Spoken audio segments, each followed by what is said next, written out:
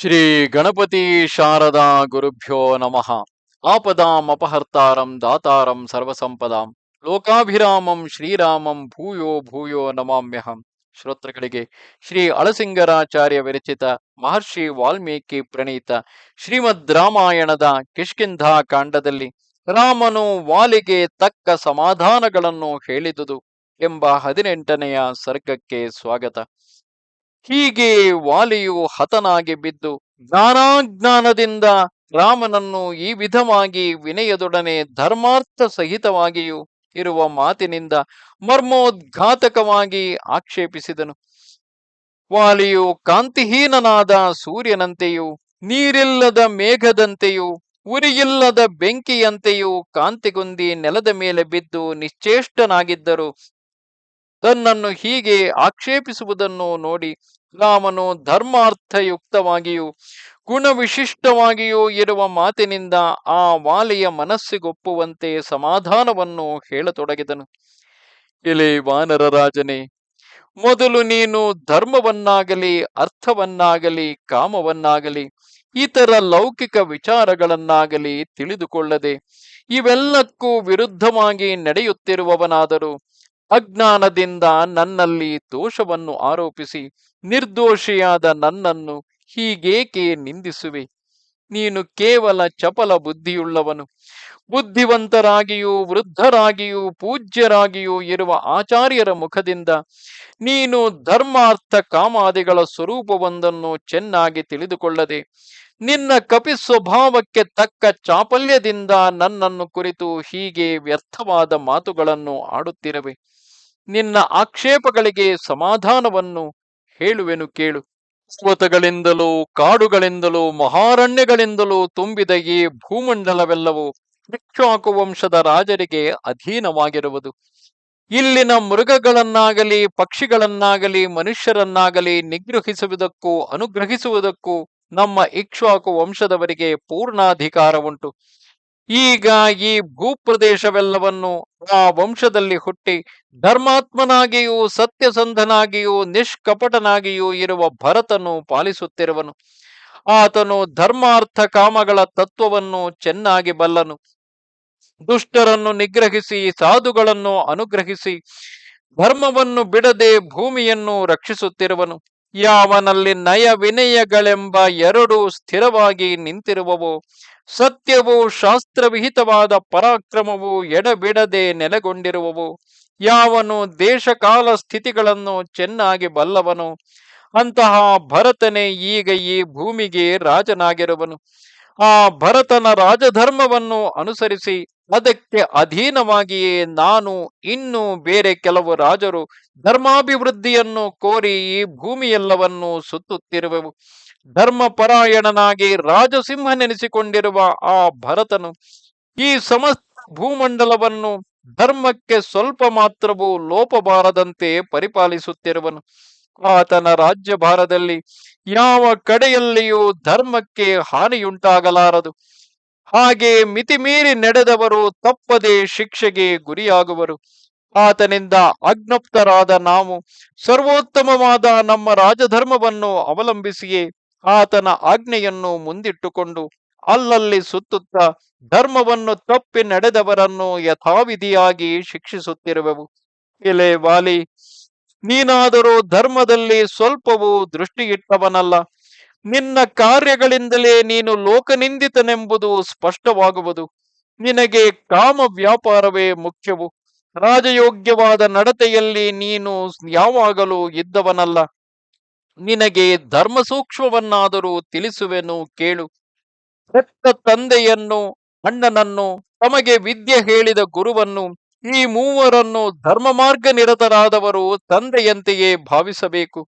ಹಾಗೆಯೇ ಹಿರಿಯರು ಕೂಡ ಧರ್ಮವನ್ನು ತಪ್ಪದೆ ನಡೆದುಕೊಳ್ಳುವವರಾದ ಪಕ್ಷದಲ್ಲಿ ಹೊಟ್ಟೆಯಲ್ಲಿ ಹುಟ್ಟಿದ ಮಗನನ್ನು, ತಮ್ಮನನ್ನು, ಗುಣವಂತನಾದ ಶಿಷ್ಯನನ್ನು ಔರಸ ಪುತ್ರರಂತೆಯೇ ಭಾವಿಸಬೇಕು. ಧರ್ಮವನ್ನು ಮೀರಿ ನಡೆಯುವವರಿಗೆ ಈ ಬುದ್ಧಿಯು ಹುಟ್ಟದು. ಎಲೈ ವಾನರೇಂದ್ರನೇ, ಧರ್ಮ ಸೂಕ್ಷ್ಮವೆಂಬುದು ಸುಲಭವಾಗಿ ಇಂದ್ರಿಯಗಳಿಗೆ ಗೋಚರಿಸತಕ್ಕದಲ್ಲ. ಧೀಮಂತರಾದ ಸತ್ಪುರುಷರಿಗೂ ಕೂಡ ಅದನ್ನು ತಿಳಿಯುವುದು ಸಾಧ್ಯವಲ್ಲ. ಇನ್ನು ನಿನ್ನಂತಹ ಪ್ರಾಕೃತರಿಗೆ ಅದು ಹೇಗೆ ತಾನೇ ತಿಳಿದೀತು? ಜನರು ನಡೆಸತಕ್ಕ ಧರ್ಮಗಳೆಲ್ಲವೂ ಸಮಸ್ತ ಭೂತಗಳ ಹೃದಯದಲ್ಲಿರುವ ಅಂತರ್ಯಾಮಿಯೊಬ್ಬನಿಗೆ ಮಾತ್ರವೇ ತಿಳಿಯುವುದು.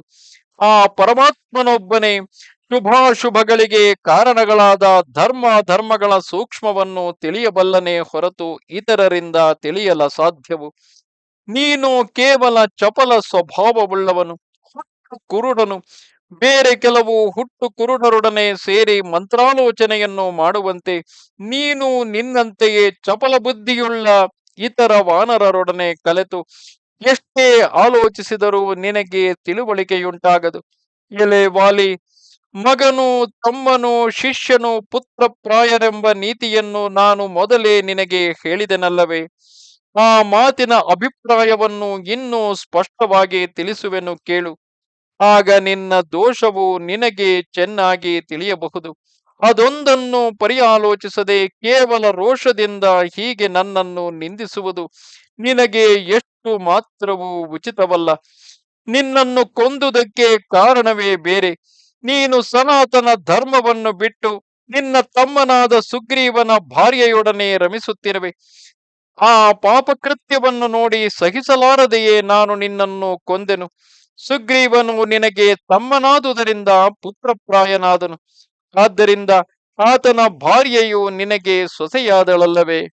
ಮಹಾತ್ಮನಾದ ಸುಗ್ರೀವನು ಪ್ರಾಣ ಸಹಿತನಾಗಿರುವಾಗಲೇ ನೀನು ಕಾಮದಿಂದ ಕೇವಲ ಪಾಪಕಾರ್ಯದಲ್ಲಿ ಪ್ರವರ್ತಿಸಿ ಅವನ ಪತ್ನಿಯಾದ ರುಮೆಯಲ್ಲಿ ರಮಿಸುತ್ತಿರುವೆಯಲ್ಲ. ಹೀಗೆ ಧರ್ಮವನ್ನು ಅತಿಕ್ರಮಿಸಿ ಯಥೇಚ್ಛವಾಗಿ ನಡೆಯುತ್ತಾ ಸೊಸೆಯಂತಿರುವ ರುಮೆಯಲ್ಲಿ ವ್ಯಭಿಚರಿಸಿದೆಯಾದ ಕಾರಣದಿಂದ ಆ ದೋಷಕ್ಕಾಗಿ ನಿನಗೆ ಈ ಶಿಕ್ಷೆಯನ್ನು ಮಾಡಬೇಕಾಯಿತು. ಆ ಅಕೃತ್ಯವೇ ಆ ಅಕೃತ್ಯಕ್ಕೆ ವಧವೇ ಶಿಕ್ಷೆಯಲ್ಲದೆ ಬೇರೆಯಲ್ಲ. ಧರ್ಮ ವಿರುದ್ಧವಾಗಿ ಲೋಕಾಚಾರವನ್ನು ತಪ್ಪಿ ನಡೆದವನಿಗೆ ಈ ವಿಧವಾದ ಶಿಕ್ಷೆಯಲ್ಲದೆ ಬೇರೆ ನಿಗ್ರಹಿಸುವ ಉಪಾಯವಿಲ್ಲ. ನಾನು ಸತ್ಕುಲದಲ್ಲಿ ಹುಟ್ಟಿದ ಕ್ಷತ್ರಿಯನಾದುದರಿಂದ ನಿನ್ನ ಪಾಪಕೃತ್ಯಕ್ಕೆ ಶಿಕ್ಷೆಯನ್ನು ಮಾಡದೆ ಸಹಿಸಿಕೊಂಡು ಸುಮ್ಮನಿರುವುದು ಧರ್ಮವಲ್ಲ. ಪುತ್ರಿಯನ್ನಾಗಲಿ ಒಡ ಹುಟ್ಟಿದವಳನ್ನಾಗಲಿ ಸಹೋದರರ ಭಾರ್ಯೆಯನ್ನಾಗಲಿ ಕಾಮಿಸಿ ವ್ಯಭಿಚರಿಸಿದವರಿಗೆ ವಧವೇ ತಕ್ಕ ಶಿಕ್ಷೆಯು. ಈಗ ಭರತನು ಈ ಸಮಸ್ತ ಭೂಮಿಗೂ ಒಡೆಯನಾಗಿರುವನು. ನಾವು ಅವನ ಆಜ್ಞೆಯನ್ನು ಅನುಸರಿಸಿಯೇ ನಡೆಯತಕ್ಕವರು. ಅವನ ರಾಜ್ಯದಲ್ಲಿದ್ದುಕೊಂಡು ಹೀಗೆ ಧರ್ಮಾತಿಕ್ರಮವನ್ನು ಮಾಡಿದ ನಿನ್ನನ್ನು ಸುಮ್ಮನೆ ಬಿಡುವುದು ಉಚಿತವೇ? ಈಗ ಭರತನು ರಾಜನಾಗಿರುವುದರಿಂದ ನಮ್ಮೆಲ್ಲರಿಗೂ ಅವನೇ ಪೂಜ್ಯನು. ಅವನು ಸಮಸ್ತ ಧರ್ಮಗಳನ್ನು ತಿಳಿದವನು. ಧರ್ಮವನ್ನು ಅನುಸರಿಸಿಯೇ ರಾಜ್ಯವನ್ನು ಪಾಲಿಸುತ್ತಿರುವನು. ತನ್ನ ದೇಶದಲ್ಲಿ ಯಾವ ಪ್ರಜೆಗಳು ಧರ್ಮವನ್ನು ಉಲ್ಲಂಘಿಸದಂತೆ ನೋಡುತ್ತಿರಬೇಕೆಂಬುದೇ ಅವನ ಮುಖ್ಯೋದ್ದೇಶವು. ಧರ್ಮವನ್ನು ಮೀರಿ ಸ್ವೇಚ್ಛೆಯಾಗಿ ನಡೆಯುತ್ತಿರುವವನನ್ನು ಶಿಕ್ಷಿಸುವ ವಿಷಯದಲ್ಲಿ ಆತನು ಬದ್ಧ ದೀಕ್ಷನಾಗಿರುವನು. ಆ ಭರತನ ಆಜ್ಞೆಯನ್ನು ಅನುಸರಿಸಿಯೇ ನಾವು ಅಲ್ಲಲ್ಲಿ ಸುತ್ತಿ ನಿನ್ನಂತೆ ಮರ್ಯಾದೆಯನ್ನು ಮೀರಿ ನಡೆಯತಕ್ಕವರನ್ನು ಶಿಕ್ಷಿಸುವುದಕ್ಕಾಗಿ ಬಂದಿರುವೆವು. ಎಲೈ ಕಪಿರಾಜನೇ, ನೀನು ಸೀತಾನ್ವೇಷಣದ ವಿಷಯದಲ್ಲಿ ನನ್ನ ಸಹಾಯವನ್ನೇ ಕೇಳಬಹುದಾಗಿತ್ತು ಎಂದು ಹೇಳಿದೆಯಲ್ಲವೇ? ನಾನು ನಿನ್ನ ತಮ್ಮನಾದ ಸುಗ್ರೀವನೊಡನೆ ಮಾಡಿದ ಸಖ್ಯವು ಲಕ್ಷ್ಮಣನಿಗೂ ನನಗೂ ಇರುವ ಮೈತ್ರಿಯಂತೆ ಅತಿ ದೃಢವಾಗಿರುವುದು.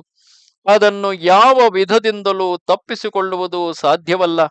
ನಾವಿಬ್ಬರೂ ಮಾಡಿರುವ ಈ ಸಖ್ಯವು ಪರಸ್ಪರ ರಾಜ್ಯ ಲಾಭಾರ್ಥವಾಗಿಯೂ ಪತ್ನಿ ಲಾಭಾರ್ಥವಾಗಿಯೂ ಏರ್ಪಟ್ಟಿರುವುದು. ಆ ಸುಗ್ರೀವನು ಮನಃಪೂರ್ವಕವಾಗಿ ನನ್ನ ಶ್ರೇಯಸ್ಸಿನಲ್ಲಿಯೇ ಅಕ್ಕರೆಯುಳ್ಳವನಾಗಿರುವನು. ನಾನು ಅನೇಕ ವಾನರರ ಮುಂದೆ ನಿನ್ನನ್ನು ಕೊಲ್ಲುವುದಾಗಿ ಅವನಿಗೆ ಪ್ರತಿಜ್ಞೆ ಮಾಡಿಕೊಟ್ಟು ಬಿಟ್ಟೆನು. ಇದುವರೆಗೆ ನಾನು ಎಂದಿಗೂ ಮಾತಿಗೆ ತಪ್ಪಿದವನಲ್ಲ. ಇದರ ಮೇಲೆ ನನಗೆ ಅಷ್ಟು ಪ್ರಾಣಪ್ರಿಯನಾದ ಈ ಸುಗ್ರೀವನ ಪತ್ನಿಯನ್ನೇ ವಶಪಡಿಸಿಕೊಂಡಿರುವ ನಿನ್ನನ್ನು ನಾನು ಹೇಗೆ ಸುಮ್ಮನೆ ಬಿಡಲಿ? ಆದುದರಿಂದ ನಾನು ಧರ್ಮಯುಕ್ತವಾಗಿಯೇ ಈ ಕಾರ್ಯವನ್ನು ನಡೆಸಿರುವೆನು. ಇದುವರೆಗೆ ಹೇಳಿದ ಕಾರಣಗಳೆಲ್ಲವನ್ನೂ ನೀನು ಪರ್ಯಾಲೋಚಿಸಿ ನೋಡು. ಸಹೋದರ ಭಾರ್ಯೆಯನ್ನು ಅಪಹರಿಸಿದ ನಿನಗೆ ಈಗ ಮಾಡಿರುವ ಶಿಕ್ಷೆಯು ಶಾಸ್ತ್ರವಿಹಿತವಲ್ಲದೆ ಬೇರೆಯಲ್ಲ. ಧರ್ಮ ದೃಷ್ಟಿಯಿಂದ ಯೋಚಿಸಿದ ಪಕ್ಷದಲ್ಲಿ ನೀನು ಅದನ್ನು ಯುಕ್ತವೆಂದೇ ಗ್ರಹಿಸಬೇಕಾಗುವುದು. ಎಷ್ಟು ವಿಧದಲ್ಲಿ ನೋಡಿದರೂ ಇದು ಅಧರ್ಮವಲ್ಲ.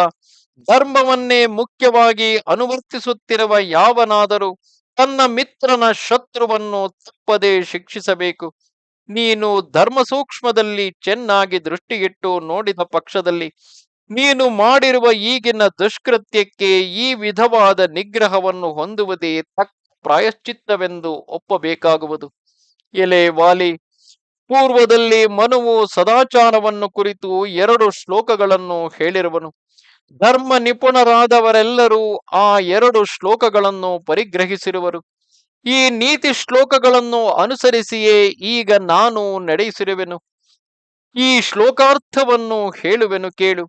ಪಾಪಗಳನ್ನು ನಡೆಸಿದವರು ರಾಜರಿಂದ ಆಯಾ ಪಾಪಗಳಿಗೆ ತಕ್ಕಂತೆ ಶಿಕ್ಷಿತರಾದ ಪಕ್ಷದಲ್ಲಿ ಅದರಿಂದಲೇ ಅವರ ಪಾಪವೆಲ್ಲವೂ ನೀಗುವುದಲ್ಲದೆ ಅವರು ಪುಣ್ಯವಂತರಾಗಿ ಸದ್ಗತಿಯನ್ನು ಹೊಂದುವರು. ರಾಜನು ಕಳ್ಳನನ್ನು ಶಿಕ್ಷಿಸದೆ ಮನ್ನಿಸಿಬಿಟ್ಟರು ಅವನ ಚೌರ್ಯದಿಂದ ಉಂಟಾದ ಪಾಪವು ನೀಗಿ ಹೋಗುವುದು. ಆದರೆ ರಾಜನು ಅಂಥವನನ್ನು ಶಿಕ್ಷಿಸದೆ ಮನ್ನಿಸಿಬಿಟ್ಟ ಪಕ್ಷದಲ್ಲಿ ಅವನ ಚೌರ್ಯದಿಂದುಂಟಾದ ಪಾಪಕ್ಕೆ ರಾಜನೇ ಭಾಗಿಯಾಗುವನು ಎಂಬುದೇ ಆ ಶ್ಲೋಕಾರ್ಥವು. ಇವೆರಡು ಶ್ಲೋಕಗಳು ಮನುವಿನಿಂದ ಹೇಳಲ್ಪಟ್ಟಿವೆ. ನೀನು ಈಗ ನಡೆಸಿದಂತೆಯೇ ಪೂರ್ವದಲ್ಲಿ ಒಬ್ಬ ಶ್ರಮಣನು ಒಂದು ಪಾಪಕೃತ್ಯವನ್ನು ನಡೆಸಿದನು. ಆಗ ನಮ್ಮ ವಂಶದಲ್ಲಿಯೇ ಪ್ರಸಿದ್ಧನಾಗಿ ಪೂಜ್ಯನಾದ ಮಾಂಧಾತನು ಈ ಭೂಮಿಯನ್ನು ಪಾಲಿಸುತ್ತಿದ್ದುದರಿಂದ ಅವನು ಆ ಕ್ಷಪಣಕನಿಗೆ ಹೀಗೆಯೇ ಭಯಂಕರವಾದ ಶಿಕ್ಷೆಯನ್ನು ವಿಧಿಸಿರುವನು. ಲೋಕದಲ್ಲಿ ಪಾಪ ಮಾಡಿದವರಿಗೆ ನೀವಿಬ್ಬರು ಮಾತ್ರವೇ ನಿದರ್ಶನವಲ್ಲ. ರಾಜರು ಪ್ರಮಾದವಶದಿಂದಿರುವಾಗ ಎಷ್ಟೋ ಜನರು ಎಷ್ಟೋ ವಿಧವಾದ ಪಾಪಗಳನ್ನು ಮಾಡಬಹುದು. ಕಾಲಕ್ರಮದಿಂದ ಆ ರಾಜರು ಎಚ್ಚರಗೊಂಡು ರಾಜಕಾರ್ಯವನ್ನು ವಿಮರ್ಶಿಸುವಾಗ ಆಯಾ ಪಾಪಿಗಳಿಗೆ ವಧಾದಿ ಪ್ರಾಯಶ್ಚಿತ್ತಗಳನ್ನು ಮಾಡುವರು. ಇದರಿಂದ ಅವರಿಬ್ಬರ ಪಾಪವು ನೀಗುವುದು. ಈ ಕ್ರಮವು ಈಗಲೂ ಆಚಾರದಲ್ಲಿ ಬರುತ್ತಿದೆ. ಎಲೈ ವಾನರ ಶ್ರೇಷ್ಠನೇ, ನೀನು ಇದಕ್ಕಾಗಿ ಪರಿತಪಿಸಬೇಕಾದ ಕಾರಣವಿಲ್ಲ. ನಿನ್ನ ಪಾಪಕ್ಕೆ ಈಗಲೇ ತಕ್ಕ ಪ್ರಾಯಶ್ಚಿತ್ತವಾಯಿತೆಂದು ನೀನು ಸಂತೋಷಿಸಬೇಕಾದುದೇ ನ್ಯಾಯವು. ಸಾಕು, ಬಿಡು. ನಾವು ಧರ್ಮವನ್ನು ಅನುಸರಿಸಿಯೇ ನಿನ್ನನ್ನು ವಧಿಸಿರುವೆವು. ನಾವು ಯಾವ ವಿಧದಲ್ಲಿಯೂ ಸ್ವತಂತ್ರರಲ್ಲ. ಅತ್ತಲಾಗಿ ಭರತನ ಆಜ್ಞೆಗೆ ಅಧೀನರಾಗಿರುವೆವು, ಇತ್ತಲಾಗಿ ಧರ್ಮಕ್ಕೆ ಕಟ್ಟು ಬಿದ್ದಿರುವೆವು. ಆದುದರಿಂದ ರಾಜಾಜ್ಞೆಗೂ ಶಾಸ್ತ್ರಕ್ಕೂ ಬದ್ಧರಾಗಿಯೇ ನಾವು ಯಾವ ಕೆಲಸವನ್ನು ನಡೆಸುವವರೇ ಹೊರತು ನಮ್ಮ ಕೋಪ ಪ್ರಸಾದಗಳನ್ನೇ ಆಧಾರವಾಗಿಟ್ಟುಕೊಂಡು ಇತರರಿಗೆ ನಿಗ್ರಹಾನುಗ್ರಹಗಳನ್ನು ಮಾಡತಕ್ಕವರಲ್ಲ. ಎಲೈ ವಾನರನೇ, ಮತ್ತೊಂದು ಕಾರಣವನ್ನು ಹೇಳುವೆನು ಕೇಳು. ಅದು ಇನ್ನೂ ವಿಶೇಷವಾಗಿ ಹೇತುಯುಕ್ತವಾಗಿರುವುದರಿಂದ ಅದನ್ನು ಕೇಳಿದ ಮೇಲೆ ನಿನಗೆ ನನ್ನ ಮೇಲಿರುವ ಕೋಪವು ನಿಶೇಷವಾಗಿ ಹೋಗಬಹುದು. ನನ್ನನ್ನು ಯಮಲೋಕಕ್ಕೆ ಕಳುಹಿಸುವುದಾಗಿ ಹೇಳಿದೆಯಲ್ಲವೇ? ಮರೆಯಲ್ಲಿದ್ದು ನಾನು ನಿನ್ನನ್ನು ವಧಿಸಿದುದಕ್ಕಾಗಿ ಆಕ್ಷೇಪಿಸಿದೆ. ನೀನು ಈ ಮಾತುಗಳನ್ನಾಡಿದ ಮಾತ್ರಕ್ಕೆ ನನಗೆ ಸ್ವಲ್ಪ ಮಾತ್ರವೂ ಮನಸ್ತಾಪವಿಲ್ಲ.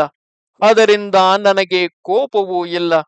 ಮನುಷ್ಯರು ಕಾಡಿನಲ್ಲಿ ಬಲೆಗಳಿಂದಲೂ ಹಗ್ಗಗಳಿಂದಲೂ ಇನ್ನೂ ಅನೇಕ ಸಾಧನಗಳಿಂದಲೂ ಬೇಟೆಯಾಡಿ ಮೃಗಗಳನ್ನು ಕೊಲ್ಲುವರು. ಕೆಲವು ಮೃಗಗಳನ್ನು ಪ್ರತ್ಯಕ್ಷದಲ್ಲಿ ನಿಂತು ಹೊಡೆಯುವರು, ಕೆಲವನ್ನು ಮರೆಯಲ್ಲಿಯೇ ನಿಂತು ಕೊಲ್ಲುವರು. ಹೀಗೆ ನಾನಾ ವಿಧವಾದ ಕಪಟ ವ್ಯಾಪಾರದಿಂದ ಕಾಡು ಮೃಗಗಳನ್ನು ಕೊಲ್ಲುವರು. ಮಾಂಸಾರ್ಥಿಗಳಾದರೂ ಕಾಡಿನಲ್ಲಿ ಮೃಗಗಳು ಓಡುತ್ತಿದ್ದರೂ, ಭಯದಿಂದ ನಡುಗುತ್ತಿದ್ದರು, ಪ್ರಮಾದದಿಂದಿದ್ದರು, ಹೆಮ್ಮೊಗನಾಗಿದ್ದರು, ಯಾವ ಸ್ಥಿತಿಯಲ್ಲಿದ್ದರೂ ದಯಾ ದಾಕ್ಷಿಣ್ಯಗಳನ್ನು ತೋರಿಸದೆ ಕೊಂದು ಬಿಡುವರು. ಇದರಿಂದ ದೋಷವೇನೂ ಕಾಣಲಿಲ್ಲ. ಧರ್ಮ ಪ್ರವೀಣರಾದ ರಾಜರ್ಷಿಗಳು ಕೂಡ ಕಾಡಿನಲ್ಲಿ ಬೇಟೆಯಾಡುವರು. ಎಲೈ ವಾನರನೇ, ಆ ಮಾರ್ಗವನ್ನು ಅನುಸರಿಸಿಯೇ ನಾನು ನಿನ್ನನ್ನು ಬಾಣದಿಂದ ವಧಿಸಿರುವೆನು. ನೀನು ಶಾಖಾಮೃಗವೆನಿಸಿಕೊಂಡಿರುವುದರಿಂದ ನೀನು ನನ್ನ ಮುಂದೆ ಯುದ್ಧಕ್ಕಾಗಿ ನಿಂತರೂ ನಿಲ್ಲದಿದ್ದರೂ ನಾನು ನಿನ್ನನ್ನು ಕೊಲ್ಲಬೇಕಾದ ವಿಷಯದಲ್ಲಿ ಯುಕ್ತಾಯುಕ್ತಗಳನ್ನು ಆಲೋಚಿಸಬೇಕಾದುದಿಲ್ಲ. ರಣರಂಗದಲ್ಲಿ ನಿಂತು ವೀರರೊಡನೆ ಯುದ್ಧ ಮಾಡುವಾಗ ಅನುಸರಿಸಬೇಕಾದ ಧರ್ಮವೇ ಬೇರೆ. ಬೇಟೆಯಲ್ಲಿ ಮೃಗಗಳನ್ನು ಕೊಲ್ಲುವ ರೀತಿಯೇ ಬೇರೆ. ಅದಕ್ಕೆ ಇದಕ್ಕೆ ಸಂಬಂಧವೇ ಇಲ್ಲ. ಎಲೈ ವಾನರ ಶ್ರೇಷ್ಠನೇ, ದುರ್ಲಭವಾದ ಧರ್ಮವನ್ನಾಗಲಿ ಜೀವನವನ್ನಾಗಲಿ ಶುಭವನ್ನಾಗಲಿ ಪ್ರಜೆಗಳಿಗೆ ರಾಜರೇ ನಡೆಸಿಕೊಡತಕ್ಕವರು. ಇದರಲ್ಲಿ ಸಂದೇಹವಿಲ್ಲ. ದೇವತೆಗಳೇ ಮನುಷ್ಯ ರೂಪದಿಂದ ಭೂಲೋಕದಲ್ಲಿ ಹುಟ್ಟಿ ಧರ್ಮ ರಕ್ಷಣಾರ್ಥವಾಗಿ ರಾಜರೆನಿಸಿಕೊಂಡು ಸಂಚರಿಸುತ್ತಿರುವರು. ಆದುದರಿಂದ ದೇವಾಂಶವುಳ್ಳ ಆ ರಾಜರನ್ನು ಎಷ್ಟು ಮಾತ್ರವೂ ಹಿಂಸಿಸುವುದಾಗಲಿ ನಿಂದಿಸುವುದಾಗಲಿ ಆಕ್ಷೇಪಿಸುವುದಾಗಲಿ ಅವರೊಡನೆ ಅಪ್ರಿಯ ವಾಕ್ಯಗಳನ್ನು ಆಡುವುದಾಗಲಿ ಯುಕ್ತವಲ್ಲ. ನೀನಾದರೂ ಧರ್ಮ ಸೂಕ್ಷ್ಮವೊಂದನ್ನು ತಿಳಿಯದೆ ಕೇವಲ ರೋಷದಿಂದ ಮಾತಾಡುತ್ತಿರುವೆ. ಪಿತೃಪಿತಾಮಹರ ಕಾಲದಿಂದ ಬಂದ ಸನಾತನ ಧರ್ಮವನ್ನು ತಪ್ಪದೆ ತದನುಸಾರವಾಗಿ ನಡೆಯುತ್ತಿರುವ ನನ್ನನ್ನು ಹೀಗೇಕೆ ದೂಷಿಸುವೆ ಎಂದನು. ಇದನ್ನು ಕೇಳಿದ ಮೇಲೆ ವಾಲಿಗೆ ಪಶ್ಚಾತ್ತಾಪವು ಹುಟ್ಟಿತು. ಧರ್ಮ ಸೂಕ್ಷ್ಮವನ್ನು ತನ್ನಲ್ಲಿಯೂ ಆಲೋಚಿಸಿಕೊಂಡು ರಾಮನಲ್ಲಿ ಯಾವ ದೋಷವೂ ಇಲ್ಲವೆಂದೇ ನಿಶ್ಚಯಿಸಿಕೊಂಡನು. ಮೊದಲು ಯುಕ್ತಾಯುಕ್ತವನ್ನು ವಿಚಾರಿಸದೆ ಕೇವಲ ರೋಷದಿಂದ ರಾಮನನ್ನು ನಿಂದಿಸಿದುದಕ್ಕಾಗಿ ಅನುತಾಪ ಪಡುತ್ತಾ ಆತನನ್ನು ನೋಡಿ ಆತನಿಗೆ ಕೈಮುಗಿದು, ಎಲೈ ಪುರುಷ ಶ್ರೇಷ್ಠನೇ, ನೀನು ಹೇಳಿದುದೇ ವಾಸ್ತವವು. ಧರ್ಮ ಸೂಕ್ಷ್ಮವೆಂಬುದು ಬಹಳ ದುರವಗಾಹವು. ಅಂತಹ ವಿಷಯದಲ್ಲಿ ಅಲ್ಪನಾದ ನಾನು ಸಮಾಧಾನವನ್ನು ಹೇಳಲಾರೆನು ಎಂಬುದು ನಿಜವು. ಸರ್ವಜ್ಞನಾದ ನಿನ್ನ ಮಾತಿಗೆ ಅಲ್ಪಜ್ಞನಾದ ನಾನು ಯಾವ ಪ್ರತ್ಯುತ್ತರವನ್ನು ಹೇಳಬಲ್ಲೆನು? ಎಲೈ ಮಹಾತ್ಮನೇ, ನಾನು ಮೊದಲು ಅಜ್ಞಾನದಿಂದ ನಿನ್ನನ್ನು ಕುರಿತು ಅನೇಕ ವಿಧದಲ್ಲಿ ಅಪ್ರಿಯ ವಾಕ್ಯಗಳನ್ನು ಆಡಿಬಿಟ್ಟೆನು. ಆ ಅಪರಾಧವನ್ನು ನೀನು ಮನಸ್ಸಿಗೆ ತಂದುಕೊಳ್ಳದೆ ಮನ್ನಿಸಬೇಕು. ನೀನು ಸಮಸ್ತ ವಿಧಗಳಾದ ಅರ್ಥ ತತ್ವಗಳನ್ನು ತಿಳಿದವನು. ಪ್ರಜೆಗಳಿಗೆ ಕ್ಷೇಮವನ್ನು ಉಂಟು ಮಾಡುವುದರಲ್ಲಿಯೇ ಆಸಕ್ತಿಯುಳ್ಳವನು. ಕಾರ್ಯ ಕಾರಣಗಳನ್ನು ವಿಮರ್ಶಿಸಿ ನಿಶ್ಚಯಿಸುವ ವಿಷಯದಲ್ಲಿ ನಿನ್ನ ಬುದ್ಧಿಯು ಸ್ವಲ್ಪವೂ ಚಾಂಚಲ್ಯವಿಲ್ಲದೆ ಪ್ರಸನ್ನವಾಗಿರುವುದು. ಎಲೈ ಧರ್ಮಜ್ಞನೇ, ನೀನು ಹೇಳಿದಂತೆಯೇ ನಾನು ಧರ್ಮವನ್ನು ಮೀರಿ ನಡೆದವನೆಂಬುದೇನೋ ನಿಜವು. ಮಾಡಬಾರದ ಕಾರ್ಯವನ್ನು ಮಾಡಿಬಿಟ್ಟೆನು. ಇಂತಹ ಪಾಪಿಯಾದ ನನ್ನನ್ನು ನೀನು ಮನ್ನಿಸಬೇಕು. ಹಾಗೆ ನೀನು ಕ್ಷಮಿಸಿದ ವಿಷಯದಲ್ಲಿ ಧರ್ಮಯುಕ್ತವಾದ ಮಾತಿನಿಂದ ಅಭಯ ವಾಕ್ಯವನ್ನು ಕೊಟ್ಟು ಕಾಪಾಡಬೇಕು. ಈಗ ನಾನು ನಿನ್ನಿಂದ ಹತನಾದುದಕ್ಕಾಗಿ ನನ್ನನ್ನು ಕುರಿತಾಗಲಿ ತಾರೆಯನ್ನು ಕುರಿತಾಗಲಿ ನನ್ನ ಇತರ ಬಂಧುಗಳನ್ನು ಕುರಿತಾಗಲಿ ನಾನು ಸ್ವಲ್ಪವೂ ದುಃಖಿಸುವವನಲ್ಲ. ಆದರೆ ಗುಣಾಗ್ರಣಿಯಾಗಿ ಒಪ್ಪುತ್ತಿರುವ ನನ್ನ ಮುದ್ದು ಮಗನಾದ ಈ ಅಂಗದನಿಗಾಗಿಯೇ ನಾನು ಬಹಳವಾಗಿ ದುಃಖಿಸಬೇಕಾಗಿರುವುದು. ಅವನು ಹುಟ್ಟಿದಂದಿನಿಂದಲೂ ಅವನನ್ನು ನಾನು ಎಷ್ಟೋ ಮೋಹದಿಂದ ಪಾಲಿಸಿ ಬೆಳೆಸಿದೆನು. ಅವನು ನನ್ನನ್ನು ನೋಡದೆ ನಿಮಿಷ ಮಾತ್ರವೂ ಸಹಿಸಲಾರನು. ಈಗ ನಾನು ಮೃತನಾದುದನ್ನು ಕೇಳಿದರೆ ನೀರಿಲ್ಲದ ಕೆರೆಯು ಕ್ಷಣ ಕ್ಷಣಕ್ಕೂ ಒಣಗಿ ಹೋಗುವಂತೆ ದುಃಖದಿಂದ ಕೃಷಿಸಿ ಹೋಗುವನು. ರಾಮ, ನಾನು ತಾರೆಯಲ್ಲಿ ಬಹುಕಾಲಕ್ಕೆ ಈ ಮುದ್ದು ಮಗನೊಬ್ಬನನ್ನು ಪಡೆದೆನು. ಅವನು ಇನ್ನು ಕೇವಲ ಬಾಲ್ಯ ವಯದಲ್ಲಿರುವನು. ಯಾವುದನ್ನು ತಿಳಿದವನಲ್ಲ. ನನಗೆ ಕೇವಲ ಪ್ರಿಯನಾದ ಅವನೊಬ್ಬನೇ ಮಗನು. ಅವನನ್ನು ಯಾವ ವಿಧದಲ್ಲಿಯೂ ನೋಯಿಸದೆ ಪ್ರೀತಿಯಿಂದ ಪೋಷಿಸುತ್ತಿರಬೇಕು. ಸುಗ್ರೀವನಲ್ಲಿಯೂ ಆ ಅಂಗದನಲ್ಲಿಯೂ ನೀನು ಸಮಾನವಾದ ಬುದ್ಧಿಯನ್ನೇ ಇಟ್ಟು ನಿಷ್ಪಕ್ಷಪಾತವಾಗಿ ನೋಡಬೇಕು. ಇವರಿಬ್ಬರಲ್ಲಿ ಯಾವನೊಬ್ಬನು ತಪ್ಪಿ ನಡೆದರೂ ಅವನನ್ನು ಶಿಕ್ಷಿಸುವುದಕ್ಕೂ ರಕ್ಷಿಸುವುದಕ್ಕೂ ಸರ್ವ ವಿಧದಲ್ಲಿಯೂ ನೀನು ಬಾಧ್ಯನು. ಎಲೈ ರಾಜೇಂದ್ರನೇ, ನಿನಗೆ ಭರತನಲ್ಲಿಯೂ ಲಕ್ಷ್ಮಣನಲ್ಲಿಯೂ ಯಾವ ವಿಧವಾದ ಪ್ರೀತಿಯುಂಟೋ ಆ ವಿಧವಾದ ಪ್ರೀತಿಯನ್ನೇ ಸುಗ್ರೀವನಲ್ಲಿಯೂ ಅಂಗದನಲ್ಲಿಯೂ ತೋರಿಸುತ್ತಿರಬೇಕು. ತಾರೆಯು ನಿರ್ದೋಷಿಯಾಗಿದ್ದರೂ ನನ್ನ ಪತ್ನಿಯಾದುದರಿಂದ ನನ್ನ ದೋಷಕ್ಕೆ ಸಹಭಾಗಿನಿಯಾಗಿ ಸುಗ್ರೀವನಿಗೆ ಕೆಡುಕನ್ನು ಮಾಡಿದಂತೆಯೇ ಎಣಿಸಬೇಕಾಗುವುದು. ಈ ವೈರವನ್ನು ಮನಸ್ಸಿನಲ್ಲಿಟ್ಟು ಸುಗ್ರೀವನು ಆ ತಾರೆಯನ್ನು ಎಷ್ಟು ಮಾತ್ರವೂ ಅವಮಾನಿಸದಂತೆ ನೀನು ನೋಡಿಕೊಳ್ಳಬೇಕು. ಎಲೈ ರಘುವಂಶೋತ್ತಮನೇ, ನಿನ್ನ ಅನುಗ್ರಹವನ್ನೇ ಹೊಂದಿ ನಿನ್ನ ಮನಸ್ಸನ್ನು ಅನುವರ್ತಿಸಿ ನಿನಗಧೀನವಾಗಿಯೇ ನಾನು ನಡೆದಿದ್ದರೆ ನನಗೆ ನನ್ನ ರಾಜ್ಯವು ನನ್ನ ಪ್ರಾಣವು ನಿಲ್ಲುವುದೇನೂ ಅಸಾಧ್ಯವಾಗಿರಲಿಲ್ಲ. ನನ್ನ ರಾಜ್ಯವೊಂದು ಮಾತ್ರವೇ ಅಲ್ಲದೆ ಈ ಸಮಸ್ತ ಭೂಮಂಡಲವನ್ನು, ಕೊನೆಗೆ ದೇವಲೋಕವನ್ನಾದರೂ ಸಂಪಾದಿಸುವುದು ಅಸಾಧ್ಯವಾಗುತ್ತಿರಲಿಲ್ಲ. ಆದರೆ ನನ್ನ ಉದ್ದೇಶವೇ ಬೇರೆ. ಅದರ ನಿಜ ಸ್ಥಿತಿಯನ್ನು ತಿಳಿಸಿಬಿಡುವೆನು ಕೇಳು. ನನಗೆ ಬಹುಕಾಲದಿಂದ ಹೇಗಾದರೂ ನಿನ್ನ ಕೈಯಿಂದ ಸಾಯಬೇಕೆಂಬ ಆಸೆಗಿದ್ದುದರಿಂದಲೇ ಆರೆಯು ನನ್ನನ್ನು ಎಷ್ಟೋ ವಿಧದಿಂದ ತಡೆದರು ನಾನು ಸುಗ್ರೀವನೊಡನೆ ಯುದ್ಧಕ್ಕೆ ಬಂದೆನು ಎಂದನು. ವಾಲಿಯು ವಿನಯದಿಂದ ಈ ವಾಕ್ಯವನ್ನು ಹೇಳಿ ಸುಮ್ಮನಿರಲು, ಆಮೇಲೆ ರಾಮನು ಹೀಗೆ ಅಜ್ಞಾನವನ್ನು ಬಿಟ್ಟು ಶುದ್ಧವಾದ ಜ್ಞಾನವನ್ನು ಹೊಂದಿ ಮಾತಾಡುತ್ತಿರುವ ಆ ವಾಲಿಯನ್ನು ನೋಡಿ ಧರ್ಮ ಸ್ವರೂಪವು ಚೆನ್ನಾಗಿ ವ್ಯಕ್ತವಾಗುವಂತೆ ಸಾಮವಾಕ್ಯಗಳಿಂದ, ಎಲೆ ಕಪಿರಾಜನೇ, ನಿನ್ನ ಮಗನಾದ ಅಂಗದನ ವಿಷಯವಾಗಿ ನೀನು ಸ್ವಲ್ಪವೂ ಚಿಂತಿಸಬೇಡ. ಇನ್ನು ಮೇಲೆ ನಿನ್ನನ್ನು ಕೊಂದುದಕ್ಕಾಗಿ ನನ್ನ ವಿಷಯದಲ್ಲಿಯಾಗಲಿ ಸಹೋದರ ಭಾರ್ಯೆಯನ್ನು ಅಪಹರಿಸುವುದಕ್ಕಾಗಿ ನಿನ್ನ ವಿಷಯವಾಗಿಯೇ ಆಗಲಿ ನೀನು ದೋಷವನ್ನು ಎಣಿಸಬೇಕಾದುದಿಲ್ಲ. ಈಗ ನಾನು ನಿನ್ನನ್ನು ಕೊಂದುದರಿಂದ ರಾಜನಾದ ನನ್ನ ಧರ್ಮವನ್ನು ನಡೆಸಿದಂತಾಗಿತು. ನನ್ನಿಂದ ಹತನಾದ ನೀನು ನಿನ್ನ ಪಾಪಕ್ಕೆ ಪ್ರಾಯಶ್ಚಿತ್ತ ರೂಪವಾದ ಶಿಕ್ಷೆಯನ್ನು ಹೊಂದಿದಂತಾಯಿತು. ನಮ್ಮಿಬ್ಬರಿಗೂ ಇದು ಧರ್ಮಹೇತುವೆಂದೇ ನಿಸ್ಸಂಶಯವಾಗಿ ನಿಶ್ಚಯಿಸಿರುವೆನು. ಆದುದರಿಂದ ನಮ್ಮಿಬ್ಬರ ವಿಷಯವಾಗಿಯೂ ನೀನು ಚಿಂತಿಸಬೇಕಾದುದಿಲ್ಲ. ಯಾವ ರಾಜನು ದಂಡಿಸಬೇಕಾದವನನ್ನು ದಂಡಿಸುವನೋ ಅವನು ತನ್ನ ಪಾಪಕ್ಕೆ ಶಿಕ್ಷೆಯನ್ನು ಹೊಂದುವನೋ ಅವರಿಬ್ಬರು ಯಾವನು ತನ್ನ ಪಾಪಕ್ಕೆ ಶಿಕ್ಷೆಯನ್ನು ಹೊಂದುವನೋ ಅವರಿಬ್ಬರು ತಮ್ಮ ದೋಷಗಳನ್ನು ಕಳೆದುಕೊಂಡು ಕೃತಾರ್ಥರಾಗುವರು. ಆದುದರಿಂದ ಧರ್ಮಶಾಸ್ತ್ರವನ್ನು ಅನುಸರಿಸಿಯೇ ನೀನು ಶಿಕ್ಷಿತನಾಗಿರುವುದರಿಂದ ಇಂದಿಗೆ ನಿನ್ನ ಪಾಪವು ನೀಗಿತು. ಈಗ ನೀನು ಶುಚಿತ್ವವನ್ನು ಹೊಂದಿದಂತಾಯಿತು. ಎಲೈ ವಾನರೇಂದ್ರನೇ, ಈಗ ನಿನ್ನ ಮನಸ್ಸಿನಲ್ಲಿರುವ ದುಃಖವನ್ನು, ಮೋಹವನ್ನು, ಭಯವನ್ನು ಬಿಟ್ಟು ಬಿಡು. ದೈವಗತಿಯನ್ನು ತಪ್ಪಿಸಿಕೊಳ್ಳಬೇಕೆಂದರೆ ನಿನಗೆ ಸಾಧ್ಯವೇ? ಎಲೆ ವಾಲಿ, ಅಂಗದನ ವಿಷಯವಾಗಿ ನೀನೇಕೆ ಚಿಂತಿಸುವೆ?